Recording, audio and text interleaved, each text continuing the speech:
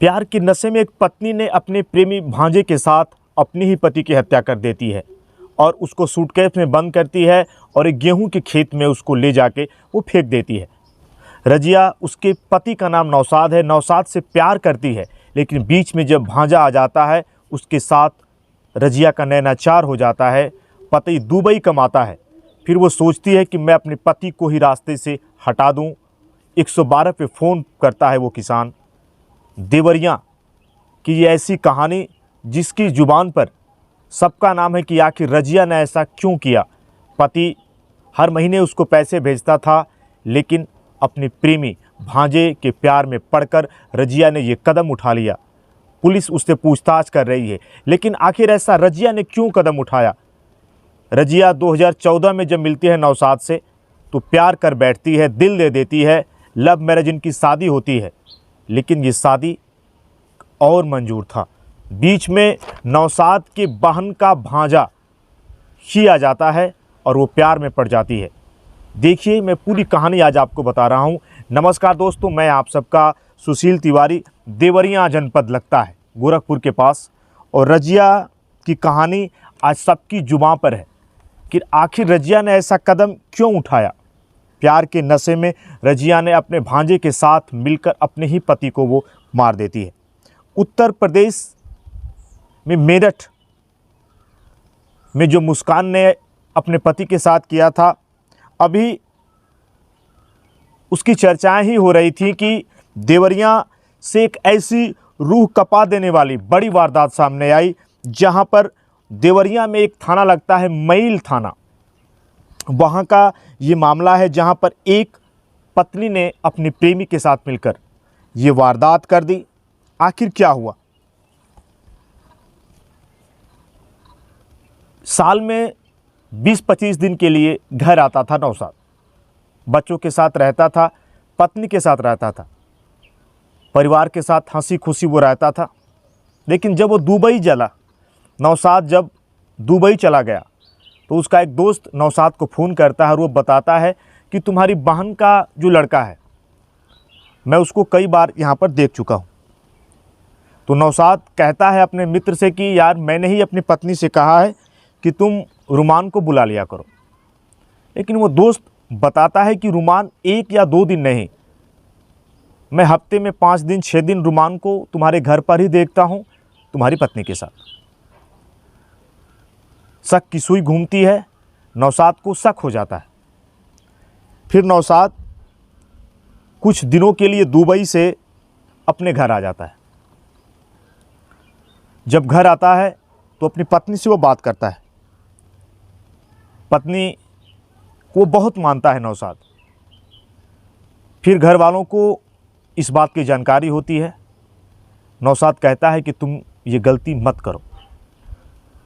जैसे तैसे परिवार वाले भी उसको समझाने का प्रयास करते हैं, लेकिन वो नहीं मानती है। और रजिया हमेशा फ़ोन से बात करती है उसका जो भांजा है रुमान से। फिर गांव में ही एक पंचायत बैठाई जाती है और उस पंचायत में रजिया को समझाया जाता है।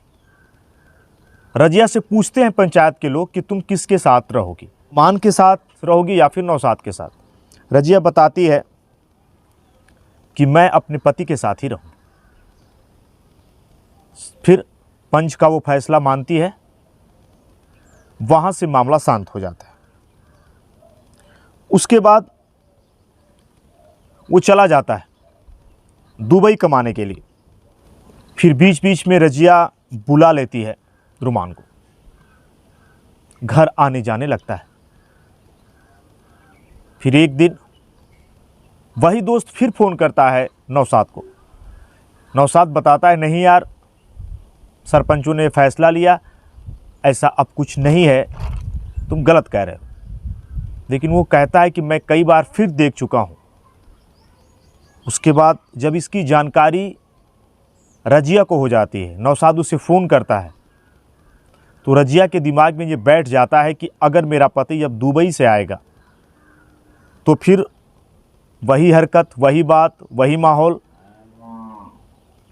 रजिया के ये दिमाग में अब आ गया कि मैं अपने पति को ही रास्ते से हटा दूं। फिर वो अपने जिस भांजे के साथ इश्क फरमा रही है उसको ये बात बताती, क्योंकि वो जानती है कि जब नौशाद आएगा तो बखेड़ा खड़ा होगा।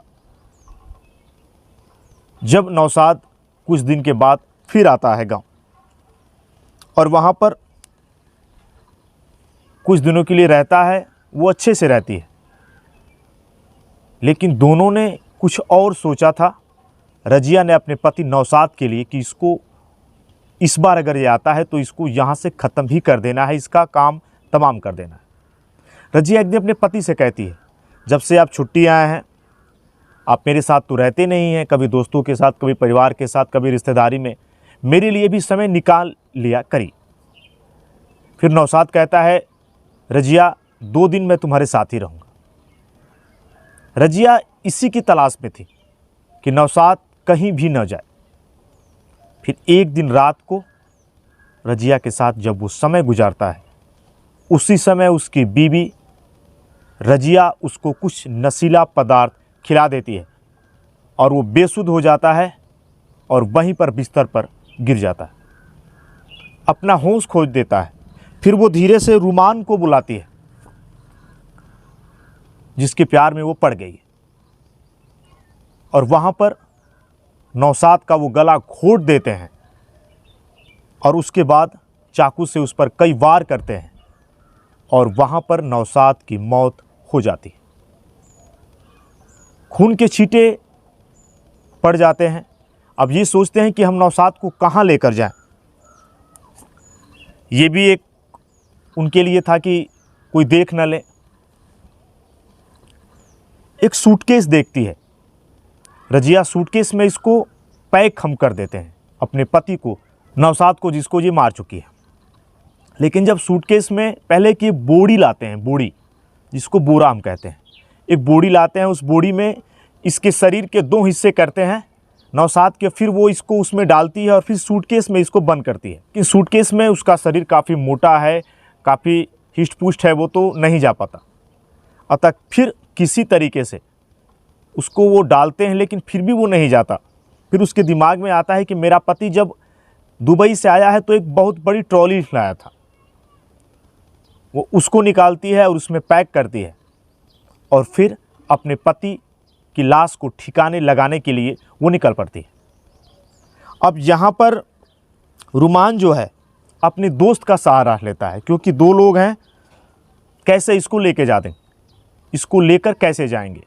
फिर रुमाल अपने दोस्त हिमांशु को फ़ोन करता है, वो एक ब्लोरो लाता है और उसी ब्लोरो में नौशाद की लाश को वो रखते हैं। अब शादी का समय है, शादी का माहौल है, जाएंगे तो कहाँ जाएंगे, जिस गांव के किनारे वो जाते हैं वहाँ पर शादी का माहौल है, कोई देख न ले। ये भी एक बड़ा सवाल था कि लाश को ये कैसे छिपाएं और हमको ऐसी जगह लाश को ठिकाने लगाना है कि कोई जान ना पाए। रुमान जो कि वो ड्राइवर है, अतः घर से लगभग 50-55 किलोमीटर की दूरी पे ही जाते हैं और देखते हैं गेहूं का खेत है, वहीं पर लाश को फेंक देते हैं। एक खेत है और फिर ये घर आ जाते हैं। जो दूरी है वो काफ़ी ज़्यादा है, क्योंकि जो गांव है वो पटखौली गांव पड़ता है, जहाँ से ये निकले हैं, जिसको तरकुलवा कहा जाता है। वहाँ पे तरकुलवा थाना लगता है। लेकिन जहाँ पे लेके जाते हैं वहाँ का जो किसान है जितेंद्र गिरी, उसकी गेहूं अभी कटी नहीं है। बगल का जो खेत है जायसवाल के गेहूं कट चुके होते हैं और उसी के खेत में वो सूटकेस पड़ा होता है। फिर वो तुरंत फ़ोन करता है पुलिस को और पुलिस आती है। पुलिस देखती है, वहाँ पर मौके पे बड़े अधिकारी आते हैं, पूछताछ की जाती है कि आखिर कौन है। एसपी देवरिया विक्रांत वीर भी वहाँ पर आते हैं। फॉरेंसिक टीम को बुलाया जाता है, एक्सपर्ट को बुलाया जाता है। वहाँ पर पुलिस डंप डाटे को खंगालने का प्रयास करती है, डॉग स्क्वाड बुलाए जाते हैं। पुलिस अपनी ओर से पूरी छानबीन करती है कि आखिर ये क्या मामला है, इस व्यक्ति की लाश सूटकेस में यहाँ पर आई तो कैसे आई। ये पुलिस के लिए एक बड़ा सवाल था।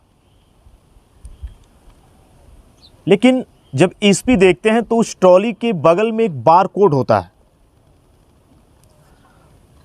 और पुलिस उस बारकोड को जब देखती है तो फिर पुलिस को ये शक होता है कि ये बारकोड आम सूटकेस में नहीं मिलता है।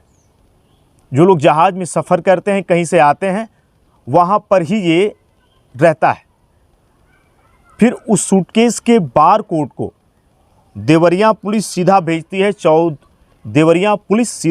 है चौधरी चरण सिंह हवाई अड्डा लखनऊ, और वहाँ पे उसकी जांच होती है और उस बारकोड में उस मालिक का पूरा ब्यौरा आपको मिल जाएगा, कहाँ का है, गांव कहाँ है, कहाँ से आ रहा है, पूरी जानकारी मिल जाती है। और पुलिस को जब जानकारी मिलती है तो वहाँ पर एक बात सामने आती है कि वो मईल थाना के भटौली गांव का रहने वाला है, जो नौशाद है, जो दुबई में काम करता था। फिर पुलिस पहुंच जाती है, देवरिया ज़िले का ये मामला, उस गांव में पुलिस पहुंच जाती है और फिर लगभग 6 घंटों में पुलिस ने इस गुत्थी को पूरी तरीके से सुलझा लिया।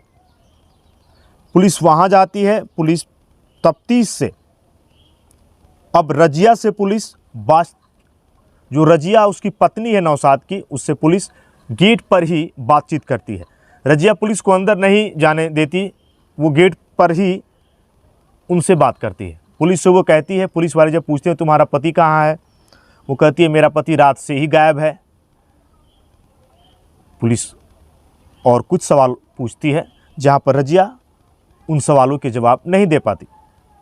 फिर पुलिस रजिया से बात करते करते उसके घर के अंदर प्रवेश कर जाती है, और जब अंदर जाती है तो एक छोटा सा बैग वहाँ पर भी पुलिस देखती है और देखती है कि उस बैग में खून से सना वो बैग था। पुलिस को शक होता है और फिर पुलिस उससे कड़ाई से पूछताछ करती है और रजिया ने पूरा चिट्ठा ही खोल दिया कि उसने अपने पति की हत्या क्यों की।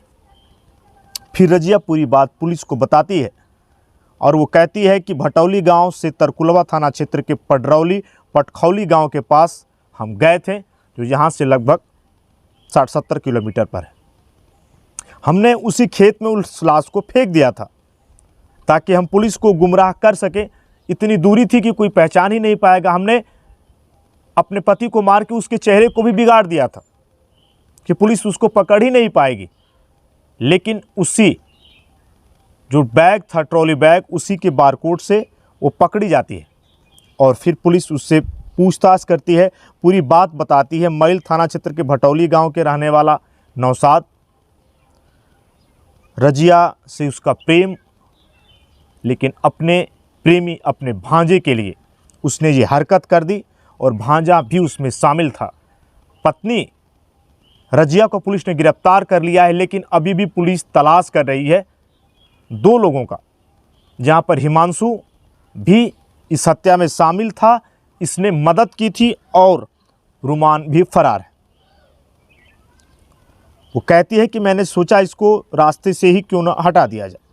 फिर मैंने एक बड़े सूटकेस में बंद किया अपने पति को और वहीं पर थाना तरकुलवा क्षेत्र में मैंने उसे फेंक दिया। पुलिस ने बहुत सारी टीमें लगाई, लेकिन पुलिस ने जिस तत्परता के साथ उसे पकड़ लिया और उसके बाद देवरिया के एसपी विक्रांत वीर ने मीडिया के सामने बताया कि अपनी प्रेमी को पाने के लिए ही इसने हत्या कर दी। और जब गांव में पंचायत बुलाई गई थी, वहां पर पंचायत के लोगों ने इसे डांटा था और इसी के डर से इसने, रजिया की ये मन में था कि मेरी काफ़ी बेइज्जती हुई है, मैं अपने पति को नहीं छोड़ूंगी, और इसने अपने प्यार को पाने की खातिर एक बहुत बड़ी वारदात को अंजाम दे दिया। और ऐसी लगातार खबरें आ रही हैं कि पत्नियां अपने पतियों के लगातार हत्याएं कर रही हैं। हर दिन कुछ नया मिलने को मिल रहा है और ये घटना देवरिया जनपद की थी, जो कि मुस्कान से ही मिलती जुलती थी। जिस तरीके से हत्या की गई नौशाद की, नौशाद जो कि दुबई में कमाता था, अपने परिवार का लालन पालन करता था, लेकिन पुलिस पकड़ चुकी है, पुलिस गिरफ्तार कर चुकी है रजिया को। और एक बड़ा सवाल फिर, आखिर पत्नियों को क्या हो गया है? हर दिन कुछ घटनाएं आप और हम सुन रहे हैं, जो मन को दुखी करते हैं, आप ऐसा कोई भी कदम ना उठाएं। मेरे वीडियो को दिखाने का मूल कारण यही है। गलत फैसले आप लेंगे तो आपके लिए बड़ी मुसीबत बनेगी। परिवार आपका इंतज़ार कर रहा है और मैं आशा करता हूं कि आपकी फैमिली और आप अच्छे होंगे, अपना और अपनों का ख्याल कर रहे होंगे। फिर मिलेंगे किसी और वीडियो में। जय हिंद, जय भारत, नमस्कार।